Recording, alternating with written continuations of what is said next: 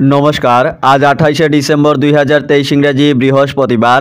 আজ সকালের কয়েকটি গুরুত্বপূর্ণ সংবাদে আমি রাজেশ সাবর আপনাদের স্বাগত জানাই। বিস্তারিত সংবাদে যাওয়ার আগে আপনাদের কাছে অনুরোধ, চ্যানেলে নতুন হলে সাবস্ক্রাইব করে পাশের বেলটি বাজিয়ে রাখবেন। ফেসবুক পেজে নতুন দেখে থাকলে পেজটি লাইক ও ফলো করে ভিডিওটি অবশ্যই শেয়ার করে দেবেন, যাতে গুরুত্বপূর্ণ সংবাদগুলি সবাই জানতে পারেন। এবারে বিস্তারিত সংবাদ। বিজেপির বিরুদ্ধে 14 আসনে বিরোধীর একক প্রার্থী, সিদ্ধান্ত চাপড়ে। আপ, তৃণমূল, সিপিএম জাতীয় পরিষদের সঙ্গে আসন বন্টন অমীমাংসিত। জাতীয় স্তরে গঠিত ইন্ডিয়া জোটের মতোই রাজ্য স্তরেও প্রতিটি আসনে এককভাবে লড়াইয়ের সিদ্ধান্ত নিল বিরোধী ঐক্যমঞ্চ। বিজেপির বিরুদ্ধে লড়তে রাজ্যের 14টি কেন্দ্রেও একজন করে থাকবে বিরোধী শিবিরের প্রার্থী। গতকাল চাপড়ে অনুষ্ঠিত বিরোধী ঐক্যমঞ্চের বৈঠকে এই সিদ্ধান্তে সিলমোহর দেওয়া হয়েছে। ঐক্যমঞ্চে সামিল দলগুলির মধ্যে আসন বন্টন নিয়েও আলোচনা হয়েছে বৈঠকে, তবে তা এখনও চূড়ান্ত রূপ নেয়নি বলে জানা গিয়েছে। 2024-এ ফের ক্ষমতায় মোদি, দাবি সমীক্ষায়। 24-এ ফিরছে মোদি সরকার, এমনই ইঙ্গিত জনমত সমীক্ষায়। সমীক্ষা রিপোর্ট মতে সারা দেশের 543টি আসনের মধ্যে বিজেপি নেতৃত্বাধীন এনডিএ জোট পেতে পারে 295 থেকে 335টি আসন। অন্যদিকে বিরোধী ইন্ডিয়া জোট পেতে পারে 165 থেকে 205টি আসন। অন্য দলগুলি পেতে পারে 35 থেকে 65টি আসন। ক্ষমতায় এলে 2 কোটি মহিলাকে লক্ষপতি বানানোর গ্যারান্টি মোদির।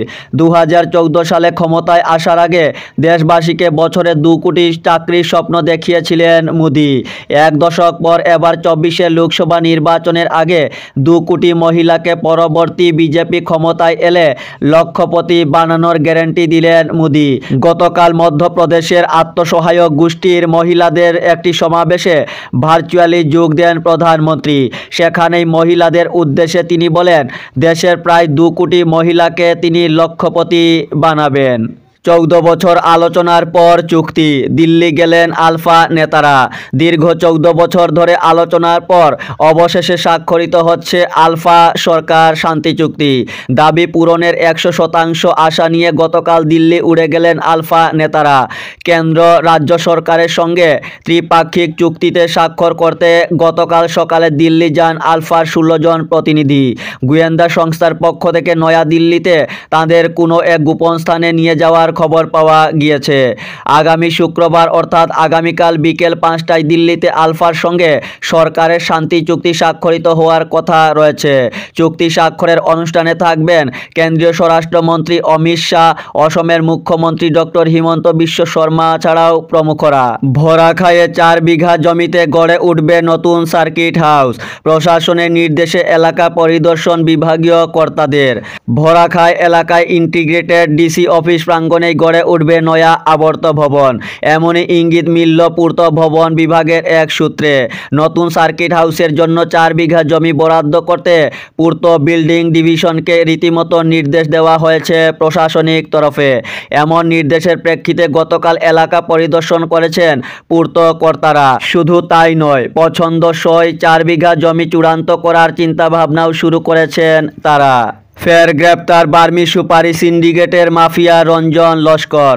বার্মি সুপারি পাচার সিন্ডিকেটের মাফিয়া রঞ্জন লস্করকে ফের গ্রেপ্তার করল কাছাড় পুলিশ। 3 মাস আগে বার্মি সুপারি পাচারে জড়িত থাকার অভিযোগে তাকে গ্রেপ্তার করে আদালতে হাজির করলে আদালতের নির্দেশে ঠাঁই হয় জেল হাজতে। পরবর্তীতে জেল থেকে জামিনে মুক্তি হয়েই ফের বার্মি সুপারি বাণিজ্যের সাম্রাজ্যে জড়িয়ে পড়ার অভিযোগে মঙ্গলবার রাতে শিলচরের কাছে মাসিমপুরে অভিযান চালিয়ে তার বাড়ি থেকে রঞ্জন লস্করকে গ্রেপ্তার করে পুলিশ। তাকে কড়া নিরাপত্তার মধ্যে রেখে তদন্তকারী পুলিশ দল জেরা জিজ্ঞাসাবাদ চালিয়ে যাচ্ছে। এদিকে কুকিতলে গাঁজাসহ আটক 3। রুট বদল করে বিকল্প সড়ক দিয়ে ত্রিপুরা থেকে বহিরাজ্যে পাচারের পথে বাজারিছড়া থানাধীন কাঁঠালতলী ওয়াচপোস্ট পুলিশের হাতে ধরা পড়ল বিপুল পরিমাণ গাঁজা। পাচার কাজে জড়িত 3 জনকে আটক করেছে পুলিশ। গতকাল বিকেলে কুকিতল রবার বাগান এলাকায় নাকা চেকিং বসিয়ে পুলিশ এই সাফল্য পায়। এদিন সন্ধ্যায় ত্রিপুরা থেকে একটি স্করপিও 208 নং বিকল্প সড়ক দিয়ে পাথারকান্দি অভিমুখে যাওয়ার পথে গাড়িটিকে আটকায় কর্মরত পুলিশ। এরপর গাড়িতে তল্লাশি নিয়ে একটি হ্যান্ডব্যাগ ও একটি ট্রলি ব্যাগ থেকে মোট 3 প্যাকেটে প্রায় 15 কেজি গাঁজা উদ্ধার হয়। কালো বাজারে এর মূল্য প্রায় 1.5 লক্ষাধিক টাকা। ধৃতদের বাড়ি ত্রিপুরায়। আজ তাদের জেলা সিজিএম আদালতে সোপর্দ করা হবে। আগামীকাল বিদ্যুৎ গ্রাহক সংস্থার রাজ্য সমাবেশ গৌহাটিতে। কাছাড় থেকে 55,000 স্বাক্ষর নিয়ে যাচ্ছেন প্রতিনিধিরা। বিদ্যুতের মাশুল বৃদ্ধি রোধ, প্রিপেড স্মার্ট মিটার প্রত্যাহার করা, বিদ্যুৎ খণ্ডের বেসরকারীকরণের চক্রান্ত বন্ধ করা সহ অন্যান্য দাবিতে অল অসম ইলেকট্রিসিটি কনজিউমার্স অ্যাসোসিয়েশনের উদ্যোগে আগামীকাল 29শে ডিসেম্বর সমাবেশকে সফল করতে ব্যাপক তৎপরতা দেখা দিয়েছে। গৌহাটির লক্ষ্মীধর বরা ক্ষেত্রে এদিন বেলা 12টায় রাজ্যভিত্তিক বিদ্যুৎ গ্রাহক সমাবেশ অনুষ্ঠিত হবে। এই সমাবেশে বিভিন্ন জেলা থেকে সহস্রাধিক বিদ্যুৎ গ্রাহক সমবেত হবেন। কাছাড় থেকে 55,000 স্বাক্ষর নিয়ে যাচ্ছেন প্রতিনিধিরা। মুন্না ভাইদের দাপট বাড়ছে করিমগঞ্জে। ভুয়ো চিকিৎসকের ফার্মাসি ও চেম্বার বন্ধ করার নির্দেশ জেলা কমিশনারের। আরও এক মুন্না ভাইয়ের কাণ্ড কারখানার সংবাদ প্রকাশ্যে এলো করিমগঞ্জে। জানা গেছে, পাথারকান্দির ন্যাশনাল ফার্মাসির স্বত্বাধিকারী ডক্টর এফ হুসেন নিজেকে একজন চিকিৎসক হিসেবে পরিচয় দিয়ে চুটিয়ে ব্যবসা করে এলেও বাস্তবে চিকিৎসা বিজ্ঞানের কোনো ডিগ্রি নেই তার। দীর্ঘদিন ধরে ফার্মাসির পাশাপাশি রীতিমতো চেম্বার সাজিয়ে রোগীদের স্বাস্থ্য পরীক্ষা করে এলেও শেষমেশে ম্যাজিস্ট্রেট পর্যায়ের তদন্তে গুণধর চিকিৎসকের জালিয়াতি কাণ্ড জনসমক্ষে বেরিয়ে এসেছে। গতকাল জেলা ম্যাজিস্ট্রেট মৃদুল যাদব ওই ভুয়ো চিকিৎসককে তার ফার্মাসি এবং চেম্বার দুটি বন্ধ করার নির্দেশ জারি করেছেন। অন্যথায় ভারতীয় বিচারবিধির 188 ধারায় মামলা রুজু করা হবে বলেও তিনি উল্লেখ করেন। একই সঙ্গে কোনো ব্যক্তির যদি এই অন্তর্বর্তীকালীন নির্দেশের উপর কোনো আপত্তি থাকে তাহলে আগামী 15 দিনের মধ্যে লিখিত বক্তব্য পেশ করার কথা নির্দেশপত্রে উল্লেখ করা হয়েছে।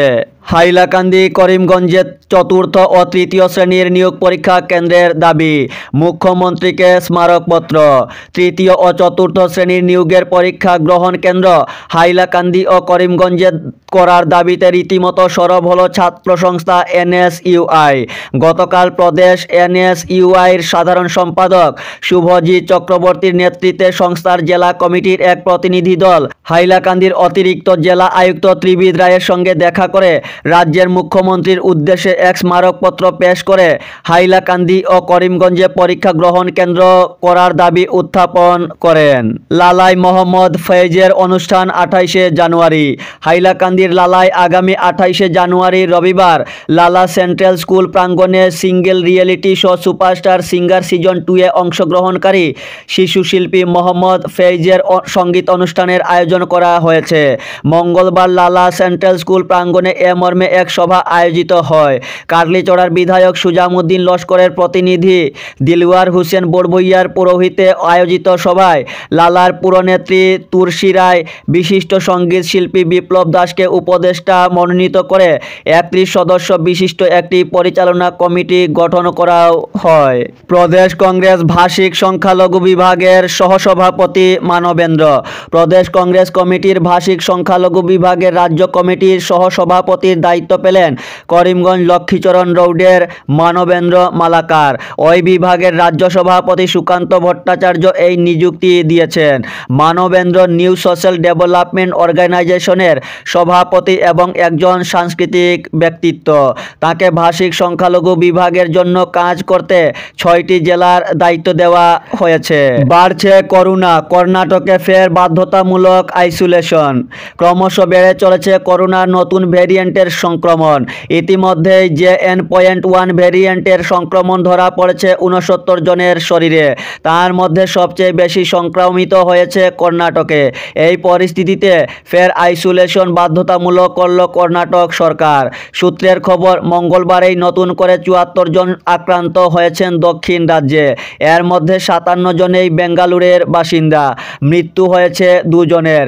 এই পরিস্থিতিতে নড়েচড়ে বসেছে কর্ণাটক স্বাস্থ্য দপ্তর। দপ্তর এক নির্দেশিকা জারি করে একাধিক করোনাবিধি কার্যকর করা হয়েছে দক্ষিণের এই রাজ্যে। বুধবার থেকে মাস্ক পরা বাধ্যতামূলক করা হয়েছে। একই সঙ্গে কোভিড আক্রান্তদের বাড়িতে 7 দিনের আইসোলেশনে থাকা বাধ্যতামূলক করাও হয়েছে। 24-এর লক্ষ্যে এবার মণিপুর থেকে মুম্বই পর্যন্ত হাঁটবেন রাহুল। 14 জানুয়ারি শুরু হবে কংগ্রেসের ভারত ন্যায় যাত্রা। 14 জানুয়ারি থেকে রাহুল গান্ধী ভারত ন্যায় যাত্রা শুরু করতে চলছেন। হিংসা বিধ্বস্ত মণিপুর থেকে শুরু করে বাণিজ্য নগরী মুম্বইতে গিয়ে শেষ হবে এই যাত্রা। কংগ্রেস সূত্রের খবর, গতবার যেভাবে দক্ষিণ থেকে উত্তর ভারতকে জুড়েছিল রাহুল গান্ধীর ভারত জুড়ো যাত্রা, এবারও ঠিক একইভাবে পূর্ব থেকে পশ্চিম ভারতকে জুড়বে ভারত ন্যায় যাত্রা। যাত্রা পথে 14টি রাজ্যের মাটি ছুঁবে রাহুলের ভারত ন্যায় যাত্রা। 6200 কিলোমিটারের দীর্ঘ এই ভারত ন্যায় যাত্রার 14টি রাজ্যের 85 জেলার মধ্যে তিনি হাঁটবেন।